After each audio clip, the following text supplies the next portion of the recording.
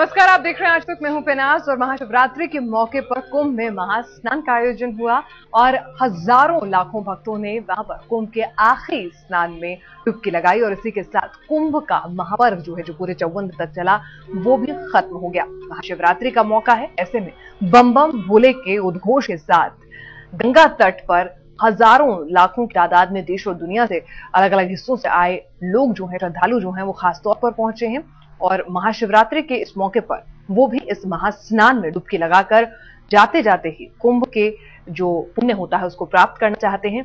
और सुबह से ही, तड़के सुबह से, अगर हम कहें सुबह 4 बजे से ही जो ब्रह्म मुहूर्त होता है, उसी दौरान से ही तमाम श्रद्धालु जो है वहां जुटने लग गए थे गंगा किनारे। और जो लोग किसी कारणवश कुंभ के तमाम शाही स्नानों में नहीं पहुंच पाए थे, तो वो महाशिवरात्रि के दिन, क्योंकि आखिरी स्नान होता है और आज ही के दिन के साथ कुंभ का जो है वो समापन भी हो जाएगा, तो ऐसे में तमाम लोग पहुंचे महाशिवरात्रि और महास्नान का दोगुना लाभ कमाने के लिए। तो महाशिवरात्रि के मौके पर महास्नान के अवसर पर किस तरह से श्रद्धालुओं की भीड़ गंगा किनारे उमड़ी, ये तो आपने देख लिया। और अब आपको घर बैठे दर्शन कराते हैं महाशिवरात्रि के मौके पर 12 ज्योतिर्लिंगों के। तो चलिए, सबसे पहले आप अपने टेलीविजन स्क्रीन पर जो तस्वीर देख पा रहे हैं उसमें सोमनाथ, महाकाल, विश्वनाथ और साथ ही साथ त्र्यंबकेश्वर की तस्वीरें आप अपने टेलीविजन स्क्रीन पर देख पा रहे हैं।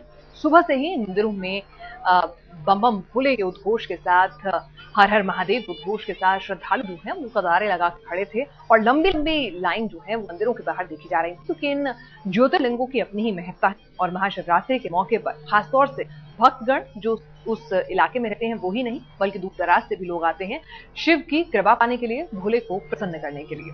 और आगे भी हम आपको दर्शन कराते हैं, बाकी के जो ज्योतिर्लिंग हैं उनके भी आपको एक एक दर्शन करा रहे हैं। चलिए, अब टेलीविजन स्क्रीन पर आप देख पाए हैं केदारनाथ, मल्लिकार्जुन, ओंकारेश्वर और बैद्यनाथ धाम के। तो ये 4 ज्योतिर्लिंग और आप देखिए। शिवरात्रि के मौके पर अगर इन ज्योतिर्लिंग तक आप पहुंच नहीं पा सकते किसी कारणवश, तो आज तक खास अपने दर्शकों के लिए धर्म की इस खास पेशकश में महाशिवरात्रि के मौके पर लेकर आए हैं 12 ज्योतिर्लिंगों के दर्शन, वो भी घर बैठे।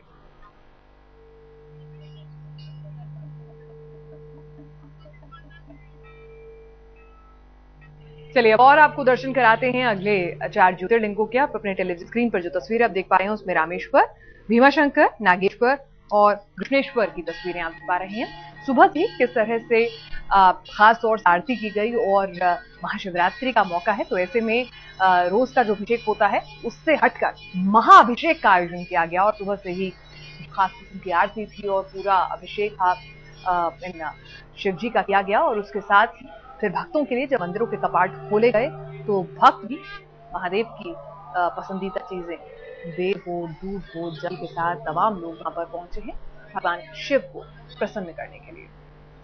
मेरे साथ है पंडित सुरेश कौशल जी और आज हम महाशिवरात्रि के इस मौके पर आपको बताने के लिए आए हैं कुछ ऐसे उपाय जिनसे आपके कुंडली के दोष जो हैं वो भी मिट सकते हैं। जी हाँ, महाशिवरात्रि का मौका होता ही है इतना खास। तो चलिए शुरुआत करते हैं एक एक कर और आपको बताते हैं कि महाशिवरात्रि का जो पावन पर्व है किस तरह से आपकी कुंडली के दोष को जो है वो मिटा देगा। सबसे पहले बात उन जातकों की करते हैं जिनका जन्म जो है वो या तो किसी ग्रहण के दिन हुआ या फिर अमावस्या पर हुआ, जिसके कारण उनके जीवन किस तरह की बाधाएं आती हैं। तो कौशल जी बताएंगे कि आज महाशिवरात्रि के दिन वो क्या करें जिससे उनका जीवन सुखमय हो।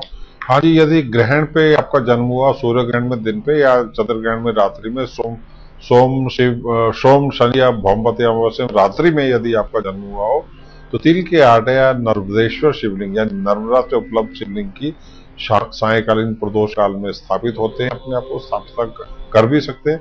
शिवलिंग के ऊपर नाग नागिन का एक जोड़ा चढ़ाएं। इसके उपरांत जो है लघु रुद्र का पाठ आरंभ करें प्रदोष काल के उपरांत साय, तथा ओम तत्पुरुषाय विद्महे महादेवाय धीमहि तन्नो रुद्र प्रचोदयात्, ओम तत्पुरुषाय विद्महे महादेवाय धीमहि तन्नो रुद्र प्रचोदयात्। मध्यरात्रि के उपरांत जो है रुद्र गायत्री मंत्र है, इसका जाप आरंभ करें और मंत्र की 5 माला का जाप जो है अगली शिवरात्रि तक रोज करते रहें। यदि आपकी कुंडली में सूर्य व चंद्र लगन के मित्र हो तो मणिक तथा मोती व कालाग्नि रुद्राक्ष की 21 दाने जो है माला में पुरोकर गले में और 11 दाने जो कलाई में धारण करें। इनके प्रभाव से स्नायु, हृदय रोग, दुर्घटना संबंधी परेशानियों का समाधान मिलेगा। पितृ व दैवी दोष या दुर्भाग्य से मुक्ति, गरीबी से लगातार चली जा रही गरीबी से आपको मुक्ति मिलेगी। चलिए, तो ये तो बात हुई उन जातकों की जिनका जन्म ग्रहण या फिर अमावस्या के दिन हुआ है। बाल रिष्ट योग क्या होता है और उसके समाधान के लिए आज का दिन कैसे शुभ रहेगा? बाल रिष्ट योग नॉर्मली साधारण रूप से बच्चों की कुंडली में, जिनकी जन्म कुंडली में अष्टम भाव में नीच चंद्र हो, या बच्चे की कुंडली में अष्टम भाव में, चौथे भाव में या 12वें स्थान में किसी बच्चे की कुंडली में गुरु, मंगल और सूर्य चौथे, 8वें, 12वें भाव में हो, तो तांबे की जलहरी में पारद या काले रंग के शिवलिंग की स्थापना करें। गौरी शंकर तथा भगवान हनुमान गौरी शंकर भगवान शंकर के गणों में से एक है, उनका आह्वान करें। प्रदोष काल सायकाल के उपरांत जो है 51 बार भगवान हनुमान के हनुमान चालीसा का पाठ करें। महारुद्र का पाठ भी महाशिवरात्रि से आरंभ करके हर सोमवार, शनिवार और मासिक शिवरात्रि को करते रहें। ये क्रिया बच्चे की 8 वर्ष की आयु होने तक करते रहें। और आज के दिन में बच्चे के वजन के बराबर दूध, दही, घी, शहद और शक्कर लें।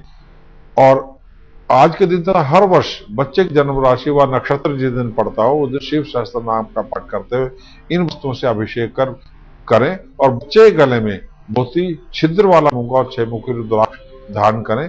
बच्चों को बीमारियों से, बार बार होने वाली दुर्घटनाओं से, सर्दी जुकाम इत्यादि जो भी उसकी जो विकास में बाधाएं आ रही है सब दूर हो जाएगी। चलिए, और अगर कुछ लोगों पर साढ़े साथी या ढैया चल रही हो तो महाशिवरात्रि का ये पावन दिन जो है किस तरह से लाभप्रद सिद्ध हो सकता है कौशल जी? हाँ जी, कन्या, तुला और वृश्चिक राशियों में साढ़े साथी और कर्क तथा मीन राशि में ढैया चल रही है, या जिनकी कुंडली में शनि जो नीच हो, तो क्या करें आप?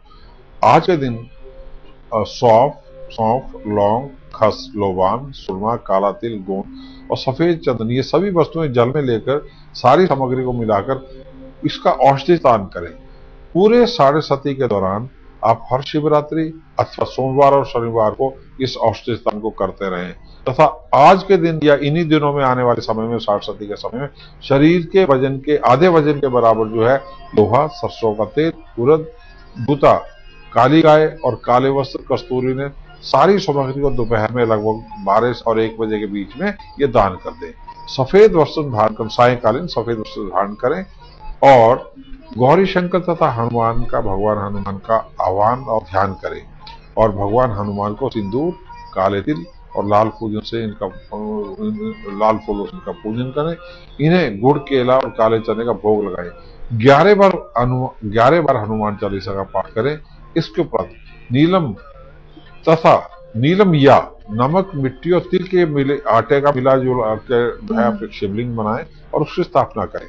मध्य रात्रि में सरसों के तेल से 1001 बार अभिषेक करें और ओम हो जू सहा लघु मृत्युंजय मंत्र 11 माला का जाप जो है 1008 दिन तक हमेशा करते रहें। साढ़े सती से पूर्ण रूप से मुक्ति मिल जाएगी। साढ़े सती शनि की ढैया, किसी भी शनि से जुड़ी स्थिति से आपको मुक्ति मिलेगी। जी, बोले बाबा किस तरह से आपकी कुंडली के समस्त दोषों से आपको दिलाएंगे छुटकारा, यही बता रहे हैं कौशल जी। और अब बात करते हैं उन लोगों की जो नाड़ी दोष से ग्रस्त हैं, उनको किस तरह से आज का दिन जो है वो लाभप्रद साबित हो सकता है। नाड़ी दोष जो है पति पत्नी के ठीक कुंडली मिलान के कारण बनता है। इसका असर जो संतान सुख नहीं मिलता। अनुवांशिक दोष यानी जेनेटिकल डिसऑर्डर से, जैसे RH फैक्टर इत्यादि, उससे भी परेशानी होती है। और कभी कभार विवाह में भी परेशानी होती है। इससे विवाह में रुकावट होना, ये सब परेशानी होती है। करें क्या? पारद या बांस के अंकुरों से बने शिवलिंग की सायकालीन स्थापना करें। 1000 बार इनका जो अभिषेक आपको करना होगा दही से, और 508 बार करें घी से। अभिषेक करते हुए मृत्युंजय मंत्र जो है ओम त्र्यंबकम यजामहे सुगंधि पुष्टिवर्धनम उर्वारुकम वंदनान मृत मुक्षे मामृतात्, इस मंत्र का जाप करें। पति पत्नी संतान संबंधी ग्रह, आपकी यानी दोनों ही कुंडलियों में जो संतान संबंधी ग्रह है उसका रत्न धारण करें, वह पीला पुकरान धारण करें। तथा ओम देव की सुत गोविंद वासुदेव जगत प्रते देहि में प्रणयम कृष्ण त्वाहम शरण गतः स्फटिक या रुद्राक्षी माला से 3 माला का जाप 1.25 लाख होने तक के जाप करते रहें। सायकालीन जो है आप चावल, बेल, भांग, धतूरा, पीले फल और फूल भगवान शंकर को चढ़ाएं, शिवलिंग पर चढ़ाएं। 3 या 9 मुखी रुद्राक्ष दोनों पति पत्नी धारण करें।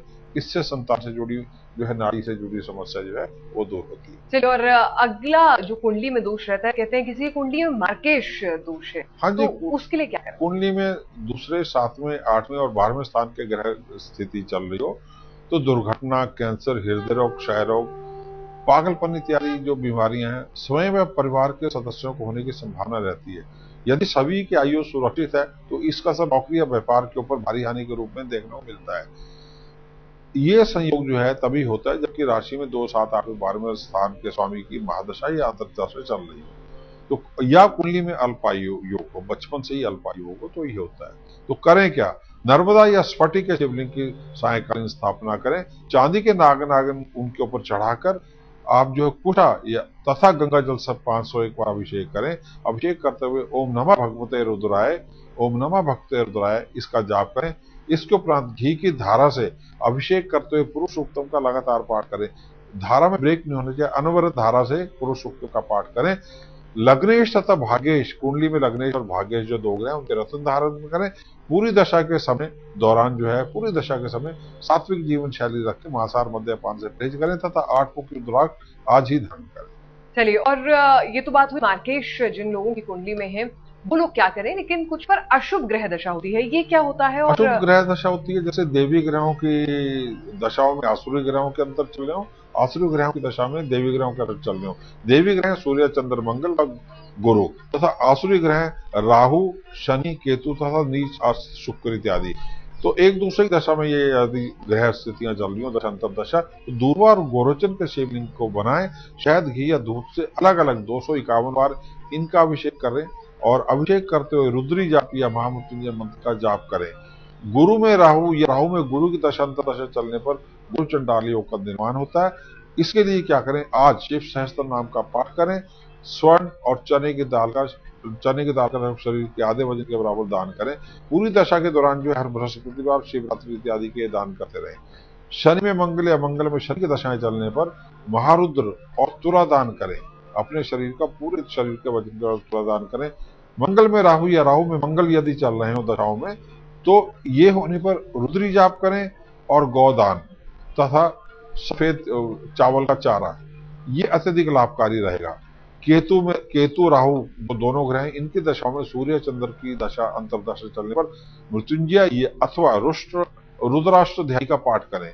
मध्य रात्रि में, आज ही मध्य रात्रि में जो आपकी कुंडली के मित्र ग्रह हैं उनके रत्न धारण करें और जो आसुरी अथवा शत्रु ग्रह हैं आपकी कुंडली के, उनके लिए तथा मंत्र जाप करें। ये एक निश्चित वैदिक उपाय है, इससे आपको लाभ मिलेगा। चलिए, कौशल जी आप हमारे स्टूडियो में आए और तमाम दर्शकों को बताया कि महाशिवरात्रि के दिन शिव की उपासना के साथ साथ कैसे कुंडली के दोष से पाया जा सकता है छुटकारा। आपका शुक्रिया और इस खास पेशकश में फिलहाल के लिए इतना ही।